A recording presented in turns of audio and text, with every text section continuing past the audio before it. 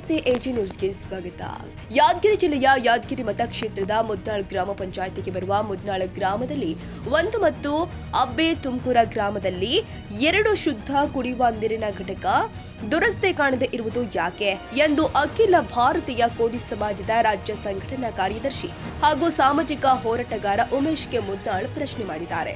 ಈ ಕುರಿತು ಸ್ಥಳಕ್ಕೆ ಭೇಟಿ ಕೊಟ್ಟಿದ್ದ ಅವರು ಸ್ಥಳಕ್ಕೆ ಭೇಟಿ ಗ್ರಾಮಸ್ಥರಲ್ಲಿ ಮಾಹಿತಿ ಪಡೆದು ಶುದ್ಧ ಕುಡಿಯುವ ನೀರಿನ ಘಟಕ ಈಗಾಗಲೇ 4 ರಿಂದ 5 ಲಕ್ಷಗಳ ತನಕ ಖರ್ಚು ಆಗಿರುವುದಾಗಿ ಗ್ರಾಮಸ್ಥರು ಮಾಹಿತಿ ತಿಳಿಸಿದ್ರು. ಕೆಲವೇ ದಿನಗಳ ನಂತರ ಆಳವಿದ್ದು ಅನೈತಿಕ ಚಟುವಟಿಕೆ ತಾಣವಾಗಿ ಮಾರ್ಪಟ್ಟಿದೆ. ಅತಿ ಶೀಘ್ರದಲ್ಲೇ 3 ಆರೋ ಪ್ಲಾಂಟ್ಗಳನ್ನು ದುರಸ್ತಿ ಮಾಡಿ ಜನರಿಗೆ ಶುದ್ಧ ಕುಡಿಯುವ ನೀರಿನ ಸಮಸ್ಯೆ ಆಗ್ತಾ ಇದೆ. ಕೂಡಲೇ ಇದನ್ನ ಗ್ರಾಮದ ನಿವಾಸಿಗಳಿಗೆ ಬಳಕೆ ಉಪಯೋಗ ಮಾಡಲು ಸಂಬಂಧಪಟ್ಟ ಅಧಿಕಾರಿಗಳ ಮೇಲೆ ಕಾನೂನು ಕಠಿಣ ಕ್ರಮ ಕೈಗೊಳ್ಳುವಂತೆ ಒತ್ತಾಯಿಸಿದ್ರು. ಶುದ್ಧ ಕುಡಿಯುವ ನೀರಿನ ಘಟಕ ನಿರ್ಮಿಸಲು ಯಾರು ಮನವಿ ಮಾಡಿಕೊಂಡಿದ್ರು ಮತ್ತು ನಿರ್ಮಾಣ ಮಾಡಿದ ಉದ್ದೇಶವೇನು, ಹಣ ಎಷ್ಟು ಬಂತು, ಖರ್ಚಾಯಿತು, ಯಾರು ಲೂಟಿ ಮಾಡಿದ್ರು ಎಂಬುದು ಮಾಹಿತಿ ಬೇಕು ಎಂದು ಅವರು ಆಗ್ರಹ ಮಾಡಿದ್ದಾರೆ.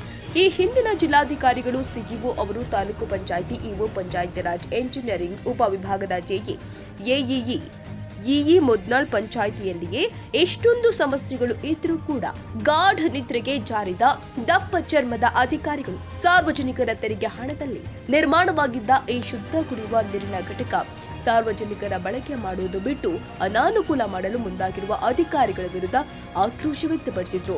ನಿನ್ನೆ ಸುರಪುರ ತಾಲೂಕಿನ ಕಾರ್ಲದಿಂದ 3 ಜನ ಮೃತಪಟ್ಟರು, ಇನ್ನು ಕೆಲವರು ಆಸ್ಪತ್ರೆಯಲ್ಲಿ ಚಿಕಿತ್ಸೆ ಪಡಿತಾ ಇದ್ದಾರೆ. ಇಷ್ಟೆಲ್ಲವಾದ್ರೂ ಕೂಡ ಜಿಲ್ಲಾಡಳಿತ ಎಚ್ಚೆತ್ತುಕೊಳ್ಳದಿರುವುದು ದುರಾದೃಷ್ಟಕರ. ಇಲ್ಲಿ ಅಂತಹ ಘಟನೆ ಮರುಕಳಿಸಿದ್ರೆ ಅಧಿಕಾರಿಗಳೇ ನೇರ ಹೊಣೆಯಾಗಬೇಕಾಗುತ್ತೆ ಅಂತ ಎಚ್ಚರಿಕೆ ಕೊಟ್ಟಿದ್ದಾರೆ. ಮತ್ತು ಅಬ್ಬೆ ತುಮಕೂರದಲ್ಲಿ 2 ಆರೋ ಪ್ಲಾಂಟ್, ಸುಮಾರು 3 ಪ್ಲಾಂಟ್ಗೆ ಸುಮಾರು 4-5 ಲಕ್ಷ ರೂಪಾಯಿ ದುರಸ್ತಿಗಾಗಿ ಖರ್ಚಾದರೂ ಕೂಡ ಇಲ್ಲಿವರೆಗೆ ಸಾರ್ವಜನಿಕರಿಗೆ ಬಳಕೆ ಆಗಿಲ್ಲ. ಯಾಕೆ? ಸಂಬಂಧಪಟ್ಟ ಅಧಿಕಾರಿಗಳು ತಕ್ಷಣ ಸ್ಥಳಕ್ಕೆ ಭೇಟಿ ನೀಡಿ ಆ ದುರಸ್ತಿ ಮಾಡತಕ್ಕಂಥ ಕೆಲಸಕ್ಕೆ ಮುಂದಾಗಬೇಕು. ಇಲ್ಲದಿದ್ದರೆ ಬೃಹತ್ ಪ್ರತಿಭಟನೆ ಮಾಡಬೇಕಾಗ್ತಕ್ಕಂಥದ್ದು ಜಿಲ್ಲಾಡಳಿತಕ್ಕೆ ಎಚ್ಚರಿಕೆ ನೀಡಿದ್ದೇನೆ.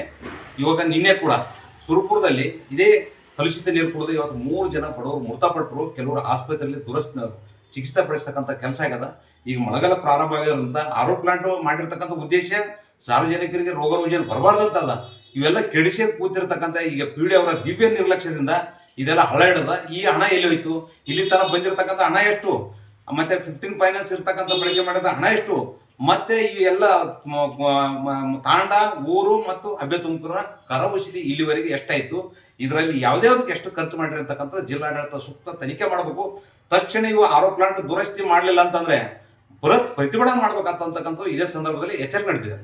ಇನ್ನು ಗ್ರಾಮಗಳ ಅಭಿವೃದ್ಧಿಗೆ ಬಂದಿರುವಂತಹ ಅನುದಾನ ಮತ್ತು ಫೈನಾನ್ಸ್ ಅನುದಾನ ಮತ್ತು ಕರ ವಸೂಲಿ ಅನುದಾನ ಎಲ್ಲಿಗೆ ಹೋಯಿತು ಎಂಬುದು ಗ್ರಾಮಗಳ ನಿವಾಸಿಗಳಿಗೆ ತಿಳಿಸಿಕೊಡಲು ಜಿಲ್ಲಾಡಳಿತ ಮುಂದಾಗಬೇಕಾಗಿದೆ.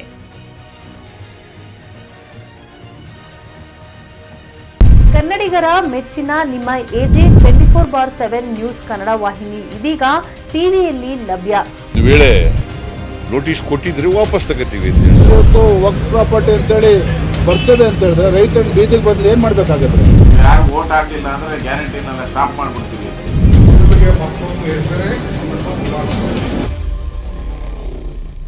ಕರ್ನಾಟಕ ಮತ್ತು ದೇಶ ವಿದೇಶ 360 ಡಿಗ್ರಿ ಸುದ್ದಿ ಹಾಗೂ ಉತ್ತರ ಕರ್ನಾಟಕ, ಬೆಳಗಾವಿ, ಬಾಗಲಕೋಟೆ, ಧಾರವಾಡ, ಹಾವೇರಿ, ಗದಗ, ಬಿಜಾಪುರ ಜಿಲ್ಲೆಯ ಕ್ಷಣದ ವಿವರವನ್ನ ಪಡೆಯುವುದಕ್ಕೆ ಎಜೆ 24/7 ನ್ಯೂಸ್ ಕನ್ನಡ ವಾಹಿನಿಯನ್ನ ಲೈಕ್ ಮಾಡಿ, ವಿಡಿಯೋಗಳನ್ನ ಶೇರ್ ಮಾಡಿ, ಕಮೆಂಟ್ ಮಾಡುವ ಮೂಲಕ ನಮ್ಮ ವಾಹಿನಿಗೆ ಸಹಕಾರ ನೀಡಿ ಮತ್ತು ಚಾನೆಲ್ ಅನ್ನ ಸಬ್ಸ್ಕ್ರೈಬ್ ಮಾಡಿ. ಧನ್ಯವಾದಗಳು.